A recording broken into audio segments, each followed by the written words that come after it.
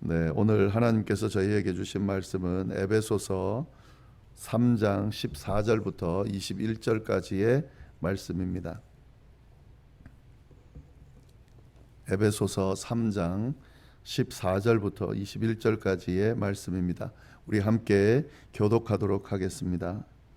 14절 말씀 제가 먼저 봉독합니다.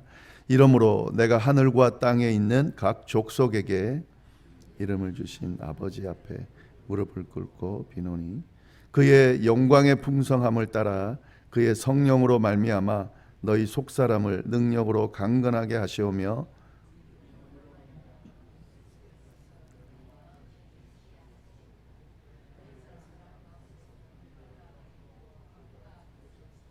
등이 모든 성도와 함께 지식에 넘치는 그리스도의 사랑을 알고 그 너비와 길이와 높이와 깊이가 어떠함을 깨달아 하나님의 모든 충만하신 것으로 너희에게 충만하게 하시기를 구하노라. 우리 가운데 역사하시는 능력대로 우리가 구하거나 생각하는 모든 것에 더 넘치도록 능히 하실 이에게 교회 안에서와 그리스도 예수 안에서 영광이 대대로 영원 무궁하기를 원하노라. 아멘.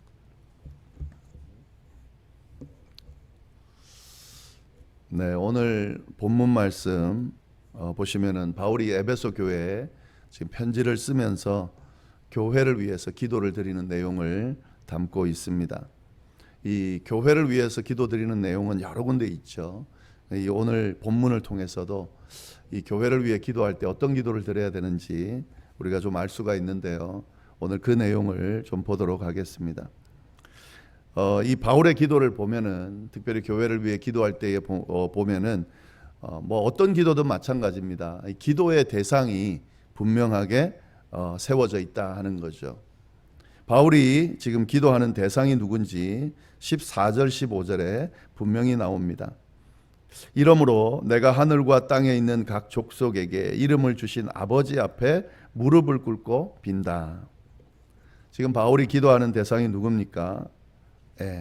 아버지 하나님이다. 하나님, 당연히 하나님이죠. 하나님인데 어떤 하나님인가? 아버지 하나님이다. 바울은 지금 아버지 하나님께 기도를 드리고 있다 하는 거죠. 이 하나님을 아버지라고 부르면서 기도하는 건 아주 특별합니다. 원래 이 구약 시대에 이스라엘 민족들이 하나님을 향해서 기도할 때 그 하나님은 누구였냐면 그냥 하나님이었어요.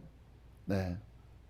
하나님께 기도를 했습니다. 근데 이 하나님의 존재가 너무 고귀하고 존귀해서 그 이름을 제대로 부를 수가 없었어요. 그래서 주님이다. 왜냐하면 하나님이라는 이름 부를 수가 없으니까 주님이다라고 해서 그렇게 기도를 드렸습니다. 근데 예수 그리스도를 통해서 구원을 받고 난 뒤에 이 기도 대상이 바뀌었다는 거죠. 물론 기도 대상은 같은데 이 기도 대상과의 관계가 바뀌었다는 거죠. 어떻게 바뀌었냐? 아버지로 바뀌었다는 거죠. 아버지로. 그 전에는 예수님을 통해 구원받기 전에는 하나님을 하나님으로 그리고 하나님의 이름도 제대로 부를 수 없는 그런 먼 관계로 그 관계가 이어졌다면 예수 그리스도를 통해 구원받고 난 뒤에는 하나님 아버지의 관계로 바뀌어졌다 하는 거죠. 그래서 지금 바울은 이 하나님 아버지에게 기도를 드리고 있다 하는 겁니다. 그리스도 안에서 모든 이들이 구원을 받고 하나님의 자녀가 되었다라고 하는 내용이 이 안에 담겨져 있는 거죠. 유대인이든 이방인이든 모두 예수 안에서 하나님의 백성을 넘어서 하나님의 자녀가 됐다 하는 거죠. 그걸 근거해서 지금 하나님 아버지께 기도하고 있는 것이다 하는 거죠. 여기 왜 보시면은요 14절에 내가 하늘과 땅에 있는 각 족속에게 이름을 주신 아버지라 그랬습니다. 이름을 주신 아버지. 아버지가 이름을 주잖아요. 특히 팔레스틴 지역은 자녀의 이름을 아버지가 정하거든요. 이 아버지의 관계를 이야기하는 거죠. 이름을 주신 아버지. 근데 여기 보면은 하늘과 땅에 있는 각 족속이라 그랬습니다. 지금 있는 우리 이 현재 있는 이 에베소서가 쓰여지는 이 현재 있는 그 사람들뿐만 아니라 이전에 하나님 나라로 갔던 사람들 또 이후에 하늘나라로 갈 사람들까지 모두 다 하나님의 자녀로 삼아 주셨다라는 이야기가 이 의미 안에 담겨져 있는 거죠. 그래서 이 하나님 아버지께 내가 간구한다 하는 겁니다. 여러분, 우리의 기도를 드릴 때에 그 기도의 대상이 누구인지를 분명히 봐야 됩니다. 신인 하나님께 내가 기도하고 있다, 이건 뭐 당연한 거죠. 근데 그걸 넘어설 수 있어야 됩니다. 내가 기도드리는, 지금 방금 우리가 기도드린 그 하나님 아버지, 부를 때에 그 하나님이 나의 아버지, 우리의 아버지 하나님이라고 인식하면서 기도했냐 하는 거죠. 그냥 하나님께 기도하는 것과 하나님 아버지께 기도하는 것은 완전히 다르죠. 우리 아버지 하나님께 우리가 기도를 드릴 수 있다라는 사실을 분명히 기억할 수 있기를 바랍니다. 자, 이 아버지 하나님 앞에 어떤 기도를 드리는가? 세 가지 기도를 드리는데요. 첫 번째 기도가 뭐냐면 이 에베소 교회 성도들의 속사람을 능력으로 강건하게 해주십시오 라고 기도하고 있습니다. 16절 말씀, 그의 영광의 풍성함을 따라 그의 성령으로 말미암아 너희 속사람을 능력으로 강건하게 하시오며, 속사람을 강건하게 해달라는 기도를 드리고 있습니다. 여기서 말하는 속사람 뭐냐면요, 한 사람이 있는데, 우리 사람이 있는데 지금 우리가 보는 이 모습은 겉사람이고 우리 내면에 있는 존재는 속사람입니다. 특별히 여기서 말하는 속사람은 성령으로 거듭난 사람을 의미합니다. 그러니까 하나님의 자녀가 되었는데, 하나님의 자녀가 됐다라고 하는 것이 겉으로 달라진 게 아니라 속사람이 달라진 거죠. 성령으로 거듭나서 성령에 사로잡히게 된 그 속사람을 이야기하는데, 이 속사람이 강건해지기를 간구하고 있습니다. 육이 강건해지는 것도 중요하지만요, 진짜 중요한 것은 영이 강건해지는 게 중요합니다. 속사람이 강건해지는 것이 중요합니다. 우리 내면 안에 거듭난 새 생명이 된 속사람의 존재가 있습니다. 이게 강건하면 하나님의 자녀답게, 그리스도인답게, 성령의 능력에 사로잡힌 사람답게 살아갈 수가 있습니다마는, 이 속사람이 강건하지 않으면 그리스도인답게, 하나님의 자녀답게, 하나님의 백성답게 살 수가 없습니다. 그래서 이 기도를 드리고 있는 겁니다. 사실 이건 에베소 교회 성도들을 위해서 기도를 드린 거지만 우리가 드려야 될 기도죠. 우리의 속사람이 강건해야 됩니다. 연약한 우리의 육신에 의지하고 살아갈 수가 없잖아요. 끊임없이 죄의 유혹이 오고 있는데, 이 죄의 유혹을 이길 수 있는 힘은 속사람이 강건한 것밖에 없어요. 성령이 우리를 사로잡아서 그 유혹들을, 우리의 연약함을 이길 수 있도록, 극복할 수 있도록 만들어줘야 우리가 그리스도인답게, 하나님의 자녀답게, 거룩한 백성답게 살 수가 있거든요. 그래서 속사람을 강건하게 해달라 하는 이 기도 중요합니다. 그리고 두 번째 드리는 기도는 뭐냐? 그리스도께서 성도들의 마음에 좀 머물러 주시기를 기도하고 있습니다. 17절 18절 말씀 보시면, 믿음으로 말미암아 그리스도께서 너희 마음에 계시게 하시옵고 너희가 사랑 가운데 뿌리가 박히고 터가 굳어져서 능히 모든 사람 성도와 함께 지식에 넘치는 그리스도의 사랑을 알고, 그 너비와 길이와 높이와 깊이가 어떠한지를 깨닫고, 여기까지 좀 보시면은요, 그리스도께서 성도들의 마음에 머무르게 해달라 하는 기도를 하는데요, 참 중요한 기도죠. 그리스도인은 그리스도 안에서 살아가는 사람들을 의미합니다. 그러니까 당연히 그리스도께서 성도들의 마음에 늘 머물러 있어야 되는데, 그게 그렇지가 않은 경우가 많다는 거죠. 그리스도와 상관없는 사람들이 많습니다. 그리스도인이 되었음에도 불구하고 그리스도와 전혀 상관없는, 그리스도로 마음이 찬 게 아니라 다른 것들로 마음을 채우고 사는 사람들이 많다는 거죠. 의도적이든 아니면 의도적이지 않든 그리스도인은 늘 그리스도와 함께, 그리스도가 우리의 마음속에 항상 가득 차서 살아야 되는데 그게 아니라는 거죠. 잘 들여다보면 다른 것으로 가득 차 있다는 거죠. 욕심으로, 세상적인 어떤 생각들로 가득 차 있다. 그러니까 그리스도인답게 살 수가 없는 거죠.